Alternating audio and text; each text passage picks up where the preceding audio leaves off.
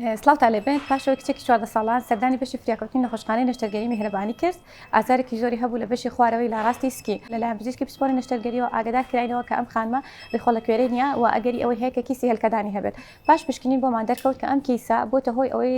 سوڕانی هێلکەدانەکەی کە ئەمەش مەترسێکی زۆری هەیە لەسەر ژیانی ئەم کچە 14 ساڵە بۆیە بە زووترین کاتوانیمان نەشتەرگەری لە نەخۆشخانەی نەشتەرگەری میرەبانی بۆ بە ئەنجام گێنین لە ڕێی هەناوبینەوە ناوزوورەوە بە خۆشحاڵیەوە کە توانرا سوڕانی هێلکەدانەکە چاک بکرێت و تەنها کیسەکە لا ببرێت و هێلکەدانەکەی ڕزگار بکرێت بۆیە بەڕاستی داواکارم لە خانمان و لە کچانمان کە ئازاری سکیان هەبوو بە تایبەت لە بەشی خوارەوە یاخود کیسێکی هێلکەدانیان هەبوو سەردانی پزیشکی پسپۆری تایبەت بە ئافرەتان بکەن چکە بەڕاستی هەموو کیسێکی هێلکەدان لە خانمان پێویستی بە ئەنجامدانی نەشتەرگەری نییە و هەروەها ئێمە وەکو پزیشکی پسپۆری ئافرەتان هەموو هەوڵەکانمان دەخەینە گەر بۆی کە پارێزگاری بکەین لە هێلکەدانی کچەکە یاخود خانمەکە بۆی لە داهاتووە تووشی هیچ کیشێکی ڕوبەڕووی کێشێکی نەزۆکی نەبێتەوە. سپاسانەکەم.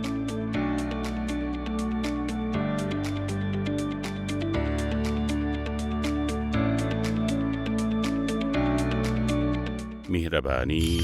دڵسۆزی و لێزانی